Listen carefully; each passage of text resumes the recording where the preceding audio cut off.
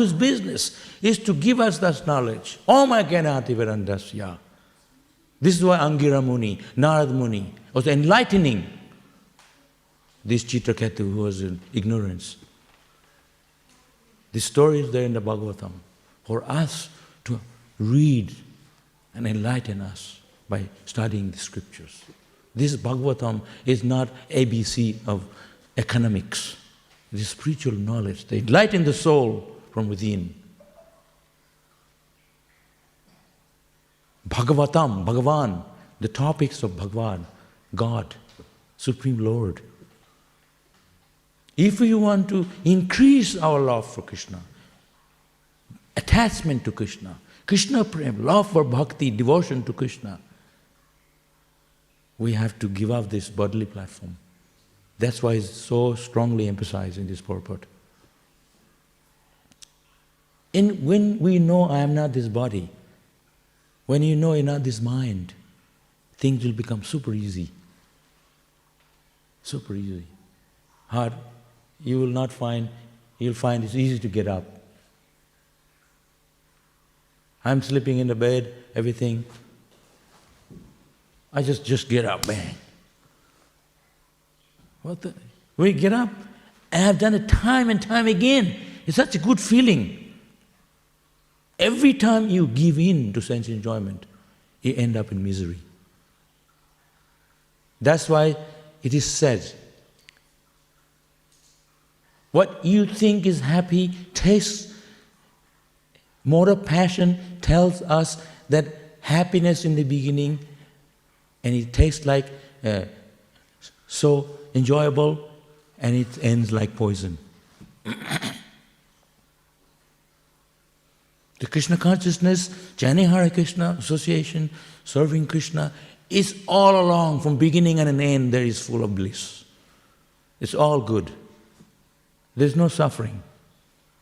But material world enjoyment, there's a suffering in the beginning and in the suffering at the end. You may think it's enjoyment. Like the camel. Camel, they eat thorn. That's their favorite food. That's like us, pizza. They eat corn. What's your favorite food? Thorn. I love it. Can I have some thorn, please? You go to a restaurant, you look at the menu, oh, there's no thorn here. You know. The camel, they love thorn. They have big neck. They're reaching out for thorn. And then when they eat the thorn, their mouth's all broken. And they're eating their own blood. They're thinking, very good. Material enjoyment is like that. We're encroaching onto us, our own suffering, and thinking it is the pleasure. Pleasure is you think is beginning pleasure, it ends in misery. That is more of passion and ignorance. You go there, you have a big burger this size. Your mouth is this size. I remember we had when I lived in Gurukul, we had a contest, eating puri contest. This is all prasadam, that's all good, not burger. It's offered to Krishna. And we were 10 of us. So they stack up puri on our plate, 10, 20. I said, 1, 2, 3, go for it! And we started eating the puri. So I was shoving in 5 puris in my mouth. In India, the puris are very big. So I always make puri very small ones, mini puris. So it's easy, it's like there's a contest, you can eat more. So big puri, I'm shoving it in. You can guess how many I ate? 70. 70 puri, plus sabji, paneer sabji, so many things. I'm putting in. That's all pusharam. Imagine eating thorn. That wouldn't be fun. They put like 10 camel in a row, put a big stack of thorn. Go for it, 1, 2, 3. I started eating thorn. Oh yeah, yum, that's so good. So, we are like that. We are trying to enjoy this world. You're thinking it is happiness, but you're hurting yourself. You work very hard, and you love your wife so much.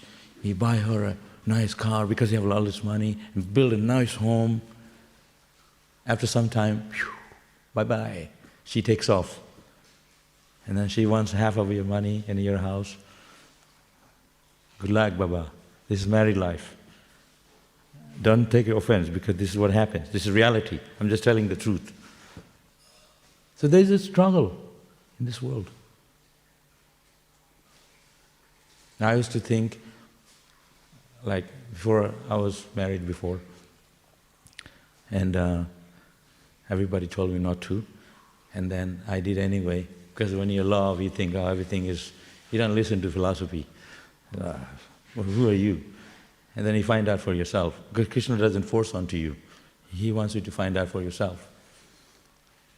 And then the next day after marriage, he said, if you want somebody very obedient, you should marry someone from village in India. I was like shocked. Before that, shh. This is the reality. We think there is enjoyment. You can ask every grihastha.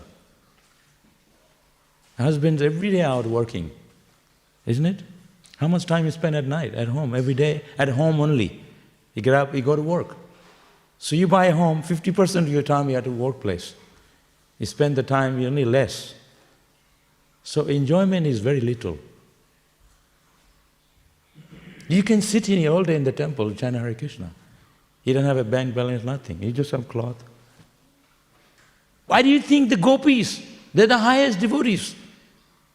Gopis, they can ask Krishna, oh Krishna, you're God, can you give me a golden house and everything? They didn't want that.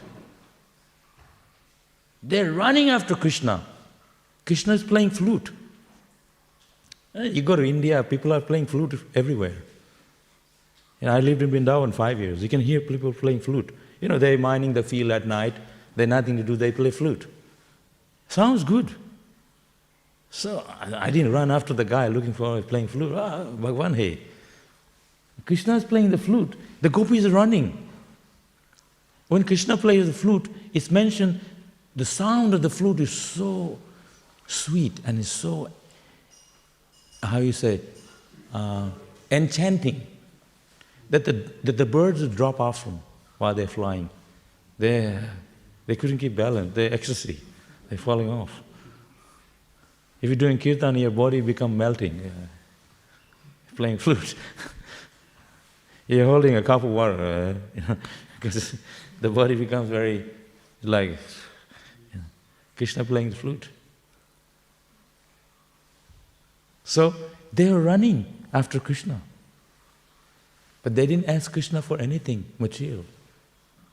So we come to temple. If I take one Mataji, one guy, put you on the altar, dress up nicely, playing flute, nobody would come to temple. So this guy, get out of here. Gopi Bhava, this club is there. One time they said they want to be gopis. But when he dressed Krishna, Radharani, Krishna, Radha Krishna, Radha Vallabha, they look so extremely beautiful. Because they are. Sachidananda. Angani jasya sakalendriya vritti manti. We sing in the morning. Their limbs of the body, Angani, every limb is extremely beautiful and they can do whatever they like. And look at them. That's why the Goswami says, if you don't have attraction for the beautiful form, to see the beautiful form of Krishna, he's standing on the bank of the Yamuna river, don't go. Because you will not have appreciation. Don't go to see that beautiful form, Shama Sundar, playing the flute, the bank of the Yamuna. Don't go see. We don't tell people don't come to temple, because by coming here, by seeing after a while, you lose the taste for material world. Nama Ruji, taste for chanting comes gradually by practicing it. I'm doing for so long, it's not coming. No, you have to continue. Study the books. Put down what your acquirement is. Okay, from today, I'm going to eat less. From today, I'm going to get up for a program. From today, I'm chanting quality 16 rounds. Write down in the back of your door. Make it some kind of a promise to Krishna. Today is New Year, okay, I'm going to make resolution for myself, what I want to achieve that love for Krishna. Like this, we have to make some kind of promises to Krishna. That I will serve you, that I want to go back to you. Make some steps, progressive spiritual steps towards Krishna. How many days you will go into the program, stuff like that. Bring your children to the temple. What's your name? Huh? This boy is a Hare, right? Hare. And the other day, yesterday, I was singing at 12:30 Arati, and all the best Mridanga players took off because they were tired. So then Hare was playing Mridanga. I was thinking, this small boy, and the way I sing, he's not going to have energy to play Mridanga. So he was really bashing it. I mean, the kirtan was good. So I was thinking, wow. And then I said to you, right? I said, he's like a machine playing Mridanga, like me. So we have to become Krishna conscious from childhood. Train ourselves to be strong, to be Krishna conscious. Taste for chanting. We talk about, I'm not this body. How many times we have to tell ourselves that? Million times. I'm not this body, I'm not this body, I'm not this body. 1 round. I'm not this body, I'm not this, I'm not that. 2 rounds. Even then we don't get it. Instantly right after that, hey, why are you looking at me like that for? Because you think you're this body. And I was really in a bad mood one day. I came in the temple, really bad mood. So somebody said, Hare Bol. I said, Hare Bol, Prabhu. What up? I don't even feel like saying Hare Bol. Everybody here is so good. Like they haven't seen me before. I say Hare Bol about 50 times every day. I say, Hare Bol. That's so good because you're Krishna conscious, you're happy. You're in a happy state of consciousness. Because you're Krishna conscious, you're happy. You're reflecting that happiness onto others. And they see you, wow, like wow. Like, well, what, do you have a drug or what? Why are you so happy? Because you're chanting Hare Krishna. The happiness comes from the soul, spiritual happiness. You know, Janmashtami is coming next week. There's not going to be food till midnight. That's the only thing in my mind. So I'm chanting Hare Krishna all day, no pusharam. But I remember last year, and I have done 1,000,000 times, not million, I have done it thousands, hundreds of times, not hundreds, last like 40 years, Janmashtami, without food. And then he said, oh, I'm going to do it. Last year I remember it was 11:30, and then I kind of like, I was saying, bring the prasadam. It's another half an hour to go, you have to break. So we are cooking and we need to eat a little bit early. So don't give in to the senses. When you're done, you feel so good. You get up, throw your blanket, take a shower, and you go to the temple. So, you feel like you are on a roll. You feel so good when you sit down here. Even if you have $1 million, you have not that feeling like when you're sitting down chanting. You won't have the same feeling. Maybe that's why I don't have the $1 million. I don't know what the experience is. If I do, I say, Krishna consciousness, bye-bye. I have everything now. Krishna can take it all away. Health is so important. You can have all the wealth. You can have a strong body like a... I used to do the training yoga in China. So there's a huge guy, like Russian, big muscle. I said, can I take a photo with you? So I was like a short guy, skinny because he did yoga, he's just a skinny guy. And this huge guy. So I took a photo. Then I put it in the Facebook, bodily platform. This guy working all day. Every time I went to the club, every day, and he was there working out. Oh, he had a measurement to see how big it is. I didn't want to tell him. I said, you look like a very strong, like a rhino. So yeah. Like if you tell me rhino, I'll be offended. But he liked it because he wants to be like an animal. Yeah, I'm a buffalo, I love it. You whack it. Can you whack some more? It doesn't hurt because I'm so strong. So this is the material consciousness. So these people are so ignorant all day. I've already chanted my rounds, I had Prasaram, I had Bhagavatam class, and then I went to the club to teach yoga. He was there early morning, all day, working out. Measurement checking, if it's this side, that side, that side. Oh, I have achieved my goal. Now I can go back to Godhead. I have a bigger muscle than you. That's the material platform. Isn't it? You look at it, it's just that. What a waste of time. What a waste. Prabhupada, he was walking and he saw people, when he first came to Australia, he saw the elderly people. People here are very old, they play this golf, right? That's just golf for the older people. And he saw and he says, what a waste. Prabhupada had tears in his eyes. He said, genuinely he thought, what a waste of time. This is the time when you're 50 plus, is the time when you take up God consciousness, practice to go back to Godhead. And they're sitting in front of a TV, playing the golf. So he had genuine love. Prabhupada saw these people are, they're wasting their time like this.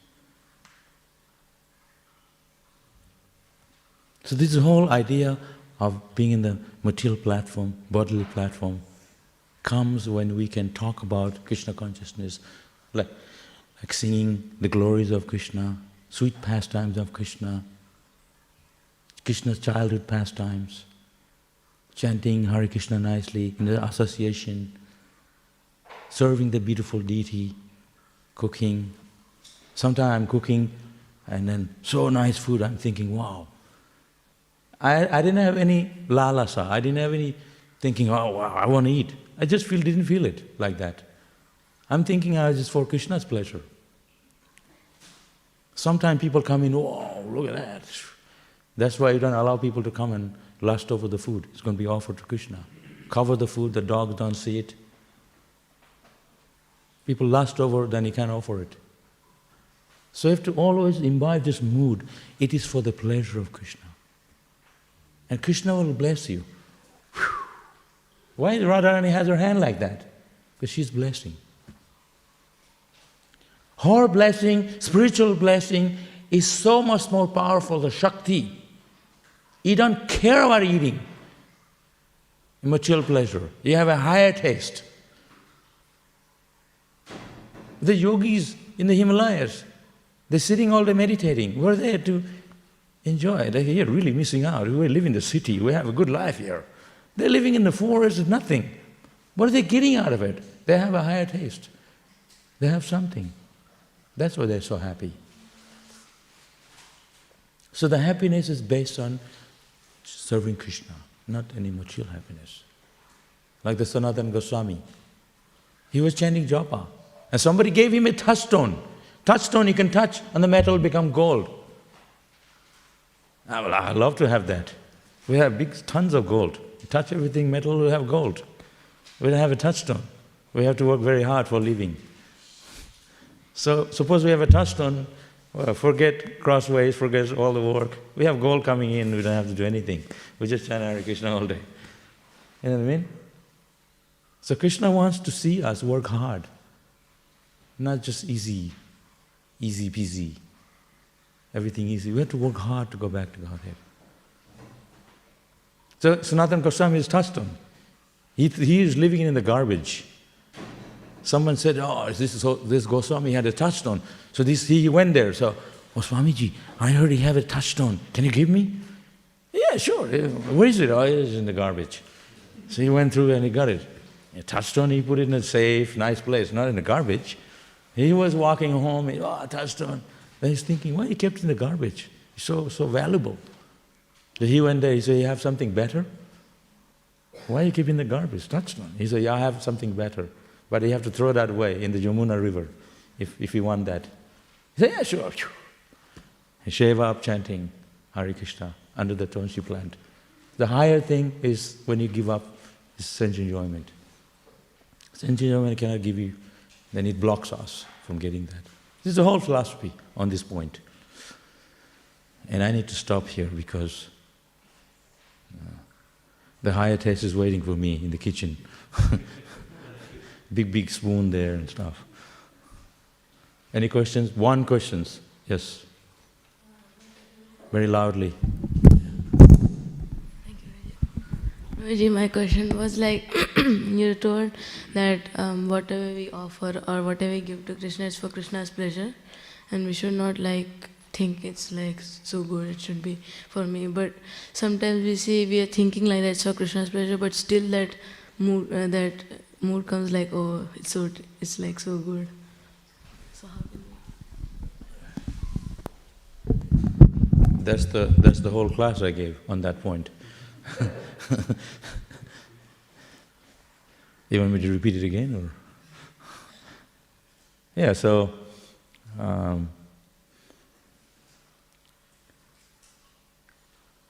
We hold on to those things, desires, hold on. So as long as, like if you're swimming across, we gave this example before, you're swimming across a raging river, if you can have a big bag of rocks on your back, that's weigh you down. So you have to be light and you have to know how to swim. So similarly, if you have desires to enjoy, then that Krishna consciousness is blocking. You see, so we have to let go. Hare Krishna, Hare Krishna. Then Krishna, mercy on Hayagriva. And you're like, you don't know what's happening, why are you so happy? You know, it's like a popcorn, Haribo. You know, Krishna's blessing. But if you want that happiness, we have to give up the desire. Well, you don't have the desire, you're a young boy. When you grow older, maybe you want a car and a house, and you're living in a simple place, you want a palace, maybe not Bhaktivedanta area, maybe a better place. These desires come. But devotees are not looking for those things. We are looking for how I can improve my chanting, quality rounds, how I can serve the devotees, how I can do service to Krishna. These things give us better pleasure than some material. Prabhupada was traveling in a, they picked up Prabhupada in a limousine, big limousine. You see limousine. Anybody has a limousine here? So they picked up a limousine. I got to ride in a limousine for half an hour. I was thinking, oh, I'm the king. And they kicked me out and I lost the limousine. So then Prabhupada, so they said, Swamiji, the reporter asked Prabhupada, Swamiji, you're from India, you're Swami, and why are you living in the limousine? You're renowned, sadhu, why are you going in the limousine? And Prabhupada said, I forget exactly what he said, I've heard. He said that God, He rides in the golden airplanes. I'm His representative. And my disciples, they are giving me this tin can machine. Something like that. It's not good enough. And so noisy, it's not very pleasant. And shaky, especially if you're on an Indian road. You go from Calcutta to Mayapur, then when you go to Mayapur, you rest for a week because your back is so sore from riding on the road. And you go to ISKCON, you rest for 1 month because it's a 5-hour journey. Your back is going to be too sore. The road is all bumpy. You feel, oh, this is ecstasy. But it's not. It's bumpy road. So you have to give up the desire. Like you playing the mridanga yesterday, you have to play more. Oh, it's not tears coming from the eyes. Go on Harinam, distribute more books. People look at you, oh, I want to talk to Hayagriva. Where is he? I want to buy a book from him, nobody else. Then you know you're getting the taste for chanting. So you have to develop that. You have to work hard at it. Come every day, sit in the Bhagavatam class, take prasadam with us, play more mridanga, listen to your parents. If their parents are not behaving themselves, tell them off. But they're probably behaving. So there's many things. Okay, I have to stop here because I have to go to another thing. Thank you. Hare Krishna. Srila Prabhupada ki jai.